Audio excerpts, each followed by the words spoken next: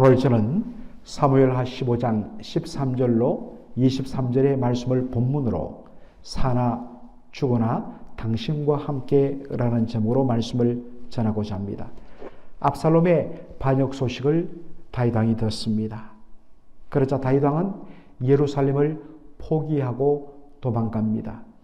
그가 예루살렘을 포기한 이유는 여러 가지 이유가 있겠습니다만 여기서 만일 자기의 반역한 아들 압살롬의 군대와 함께 싸우면 예루살렘 거민들이 고스란히 큰 피해를 당할 것이기 때문에 기꺼이 예루살렘 성을 버리고 그리고 기드론 시내를 건너갑니다.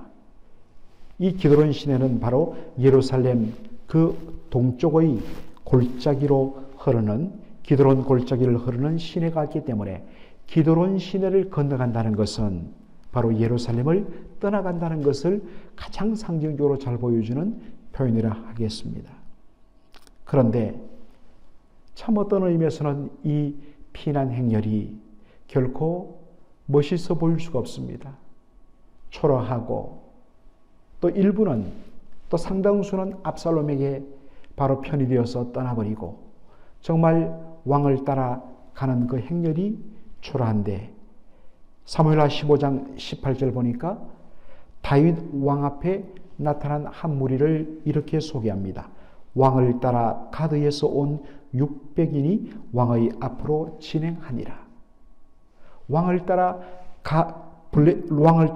가드에서 온 600인이라. 여러분, 가드는 블레셋의 5개 도시 국가 중에 아주 대표적인 나라가 가드입니다.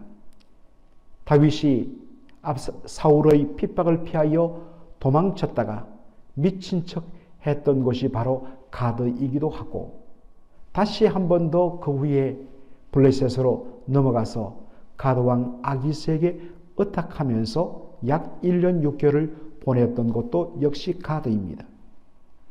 바로 그 가드 출신의 블레셋 사람들이 600명이 다윗을 따라가기로 결심한 것입니다. 이들은 다윗이 블레셋으로 도망했을 때 다윗의 모습을 보고 다윗의 인품을 보고 그를 허무하여 어떤 의미에서는 자신의 조국 블레셋을 떠나서 다윗과 함께 이스라엘 땅으로 건너왔던 그러한 사람들이 바로 이 가드 사람 600명입니다. 그 600명을 이끌던 대장 역할을 하던 사람이 이때였습니다.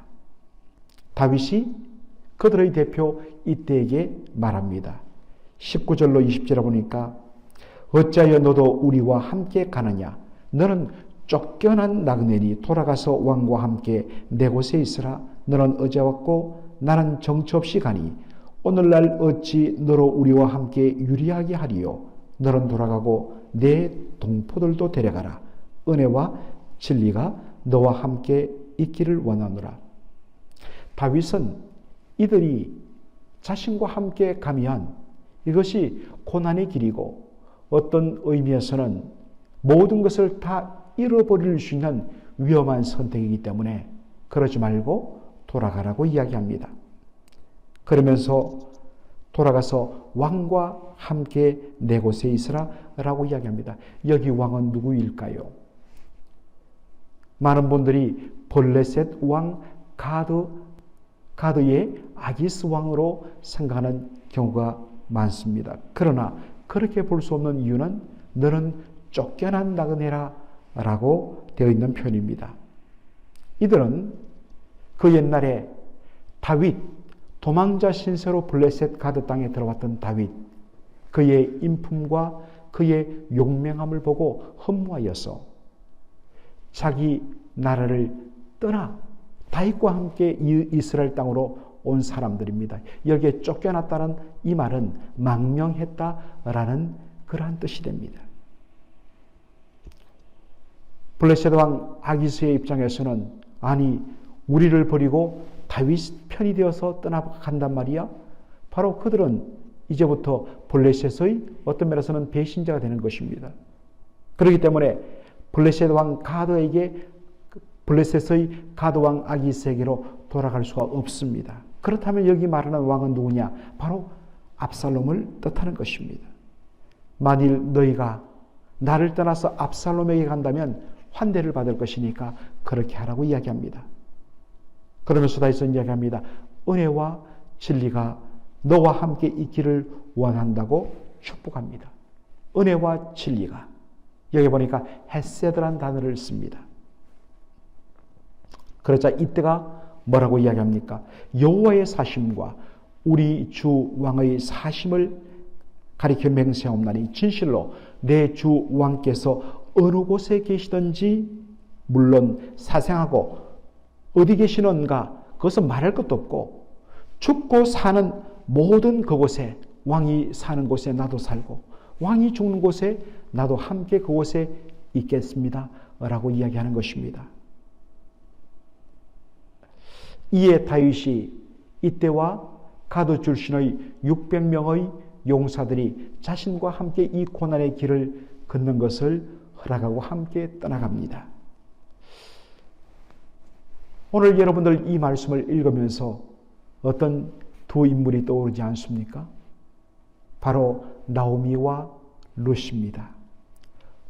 나오미와 룻기 1장에 나오는 그 단어들이 그대로 여기에 쓰이는 것을 보게 됩니다. 여러분, 우리가 나오미의 이야기를 알 것입니다. 그들의 고향 땅 베들레헴이 흉년에 정말 빠졌을 때에 먹고 살기 위하여 저 동쪽의 요단강 동쪽의 이방 땅 모압 땅으로 이주를 합니다. 그런데 살기 위하여 들어간 그 땅에서 남편도 두 아들도 잃어버리고 결국에는 나오미와 홀로 된 두 젊은 미망인 자부 두 사람만 남게 됩니다.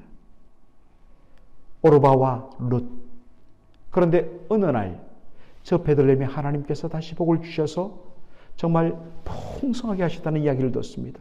모든 것을 다 잃어버렸던 나오미가 이제 고향 땅으로 돌아가려고 결심하고 이렇습니다. 그때 이 모압 땅에서 얻었던 두 자부 오르바와 룻도 시어머니를 따라가겠다고 났습니다. 그때 나오미가 말합니다. 너희 둘이 정말 남편이 죽고 나서도 죽은 자와 같은 나에게 이렇게 선대한 것, 헤세드를 베푼 것 하나님께서 너희들에게 갚아주시길 원한다. 그렇게 말을 하고 그리고 나를 따라오지 말고 너희 민족과 너희 신에게로 돌아가서 새로운 남편 만나 새 가정을 꾸리고 잘 살라고 축복합니다. 그때 오르바는 어머니께 입을 맞추고 돌아가지만 둘째 며느리 룻은 끝까지 어머니를 붙쫓았다 했습니다. 딱 붙어서 저 떨어지지 않습니다. 그러면서 뭐라고 이야기합니까? 우리가 잘 아는 말씀. 나로 어머니를 떠나가며 어머니를 따르지 말고 돌아가라 강건하지 마옵소서. 어머니께서 가시는 곳에 나도 가고 어머니께서 유숙하시는 곳에서 나도 유숙하겠나이다. 어머니의 백성이 나의 백성이 되고 어머니의 하나님이 나의 하나님이 되시리니 어머니께서 죽으시는 그곳에서 나도 죽어 장사될 것이라. 만일 내가 죽는 일 외에 어머니와 떠나면 여호와께서 내게 벌을 내리시고 더 내리시기를 원하나이다. 정말 룻과 나오미의 이 대화 내용이 그대로 나타난 것이 다윗 왕과 그의 부하 장수 이때 간의 대화입니다. 세상은 이것이 나에게 손해가 되는가? 나에게 유익이 되는가? 손익 계산서를 두들기면서 모든 것을 결정합니다. 그것을 무조건 나쁘게 볼 수만은 없습니다. 그것이 인지상정이죠. 그러나 하나님 나라 백성은 결정적으로 항상 그 근본적인 기준이 이것이 하나님께 옳은가? 이것이 하나님을 기쁘시게 하는 일인가?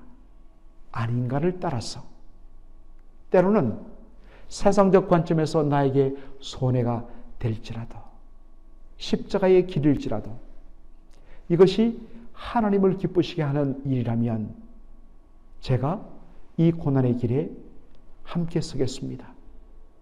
이것이 바로 하나님 백성의 고백인 것입니다. 이것이 바로 예수님의 정신인 것입니다. 하나님 앞에 옳은 것이라면 그것이 손해가 되고 목숨이 될지라도 주여 이 잔을 피하지 않겠습니다. 이 잔을 받겠습니다. 내 뜻대로 마옵시고 아버지의 원대로 하시기를 원합니다. 오늘도 저희들 어떤 의미에서는 선택의 기로에 있는 날마다 크고 작은 매 순간에 우리가 봉착할 때에 그 결정적인 순간에서 과연 이것이 하나님을 기쁘시게 하는 일인가? 거기에서 따를 때에 물론 잠시는 고난의 길일 수 있습니다. 그러나 베드로 전서 5장 11절에 있는 말씀처럼 잠깐 고난을 허락하시니까 우리에게 정말 영원한 하나님 나라를 선물하는 것처럼 잠시 하나님을 위하여 십자가 길을 선택할 때에 주께서 그 이후에 그 고난과는 정말 비교할 수 없는 놀라운 영광을, 그러한 놀라운 은혜를 베풀어 줄 줄로 믿습니다. 그래서 주와 함께 동행하고 의와 함께 고난을 받으며 그리고 장차 주께서 영화롭게 하실 그 소망의 인내로 오늘도 믿음의 동행을 하는 저와 여러분 되기를 주의 이름으로 축원합니다. 아멘. 살아계신 우리 아버지 하나님, 참으로 아들의 반역으로 말로 다 할 수 없는 정말 고통스러운 마음 속에 외롭게 몽진의 길을 떠나는 다윗의 그 발걸음 앞에 어떤 의미에서는 다윗을 따라가는 것이 손해예요. 죽을지도 모르고 완전히 반역죄로 몰릴지도 모를 그 자리에 기꺼이 함께 하겠다고 한 정말 블레셋 이방 족속 출신의 600명의 용사들, 그리고 이때가 왕이 어디로 가든지 왕과 함께 가며 죽고 사는 그 길에 왕과 함께 하겠다고 충성을 다했던 그 모습을 기억합니다. 오 주님, 하나님께서 바로 기뻐하시는 모습인 것을 봅니다. 세상적인 계산 방법에 따라서 자신에게 유리하면 따라가고 자신에게 불리하면 걷어차며 도망가는 그러한 방식이 아니라 자기를 부인하고 오직 앞에 놓인 십자가를 걸머쥐고 주님 기뻐하시는 일이라면 주여 그것이 나에게 죽음이 될지라도 기꺼이 가겠다고 고백했던, 복음을 위하여 정말 주를 위하여 달려가겠다고 고백했던 바울처럼 오늘 저희들에게도 그와 같은 결단이 있게 하여 주옵소서. 세상적인 눈으로 볼 때는 잠깐 손해보는 것 같지만 그러나 하나님 결코 그대로 두지 아니하시고 그와는 비교할 수 없는 것으로 갚아주실 것을 믿음의 눈으로 고백하며 주의 편에 서며 십자가를 지는 기꺼이 주와 동행하는 저희들 하루의 삶이 될 수 있도록 축복하여 주시옵소서. 예수님의 이름으로 기도하옵나이다. 아멘.